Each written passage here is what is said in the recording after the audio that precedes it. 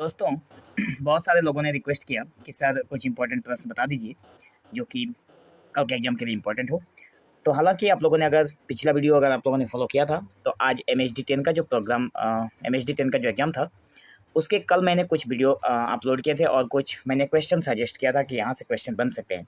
बिल्कुल वहाँ से आप लोगों के 5 या 6 क्वेश्चन इम्पोर्टेंट थे, जिसको अगर आप लोगों ने अटेम्प्ट कर लिया होगा तो ज़रूर आप लोगों के मार्क्स बन जाएंगे। लेकिन एक चीज़ और है, मैंने कल व्याख्या नहीं दिया था तो बहुत सारे लोगों ने कमेंट किया था कि सर व्याख्या को थोड़ा बता दीजिए। तो व्याख्या जो है ना उसको मतलब इतने सारे स्टोरीज दी गई है कि वहाँ से कौन सा व्याख्या आएगा या फिर कौन से कहानी के बीच से किस पार्ट को उठाया जाएगा, हर एक पार्ट को व्याख्या के तौर पर बनाया जा सकता है। इसलिए व्याख्या को हम लोग नहीं बता सकते या फिर इतना श्योरिटी नहीं दी जा सकती है कि ये आप लोगों के एग्जाम में देखने को मिल सकता है। इसलिए आप लोग एक बार कहानी को रीडिंग पढ़ लीजिए, आप लोगों को आराम से लिख पाएंगे, व्याख्या लिखने में कोई तकलीफ नहीं होती। अब बचा बात यहाँ पे हम लोगों का MHD 11 का महत्वपूर्ण प्रश्न जो कि कल के एग्जाम के लिए इंपॉर्टेंट है। पहला प्रश्न है, नई कहानी आंदोलन में फणीश्वरनाथ रेणु के योगदान को रेखांकित कीजिए। ठीक है। दूसरा नंबर है, मलबे का मालिक कहानी की कथा वस्तु या फिर विषय वस्तु पर प्रकाश डालिए, जिसका ऑलरेडी मैंने वीडियो अपलोड कर दिया है और इसकी भी वीडियो आप लोगों को प्ले लिस्ट में जरूर मिलेगी। स्विमिंग पूल जो कहानी है उसका मंतव्य स्पष्ट कीजिए और इसको मैंने PDF में सॉल्यूशन करके दिया हुआ है। आप लोग अगर PDF लिए हैं तो आप लोगों को इसका आंसर मिल गया होगा।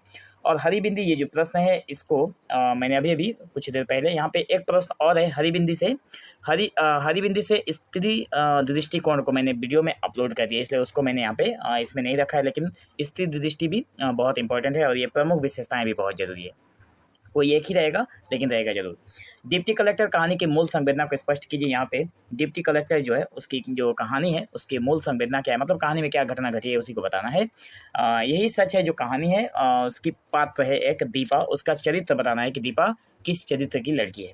उसके बाद है 7वें नंबर पर, मुक्तिबोध को कहानी क्लड इथरली में निहित फैंटेसी शिल्प का विश्लेषण कीजिए। ये जो कहानी है इसमें फैंटेसी के महत्व को बताने के लिए कहा गया है।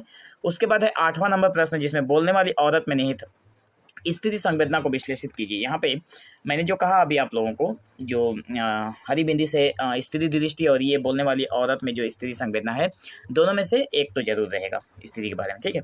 उसके बाद है राजा नीलांबर कहानी की भाषा पर विचार कीजिए। ये जो है उसकी राजा नीलांबर जो कहानी है उसके भाषा शिल्प पर विचार करने के लिए, या फिर अगर आप कहानी पढ़े हो तो उससे जो भी क्वेश्चन बनेगा आप लोग जरूर बनाकर लिख लीजिएगा। और बिरादरी कहानी की समीक्षा कीजिए, ये भी क्वेश्चन बहुत इंपॉर्टेंट है आप लोगों के एग्जाम के दृष्टिकोण से। टिप्पणी भी लिखने को आप लोगों को देता है किसी दो का या फिर तो यहाँ पे एक तलाश कहानी जो है उसके राम सिंह का जो है, राम सिंह नाम का, एक्चुअली यहाँ पे मैं आप लोगों को बता दूं यहाँ पे राम सिंह नहीं है। ठीक है। क्वेश्चन में कई बार PYQ में राम सिंह आया हुआ है, लेकिन यहाँ पे राम सिंह नहीं है, ये रामवीर है। ठीक है। यहाँ पे रामवीर होना चाहिए था, तो ये रामवीर आए या फिर राम सिंह आए, आप लोग एक बार देख लीजिएगा एग्जाम में क्या आता है क्वेश्चन। पिछली बार तो राम सिंह आया हुआ है, लेकिन कहानी में पढ़ने पर हमें रामवीर मिला है। ठीक है।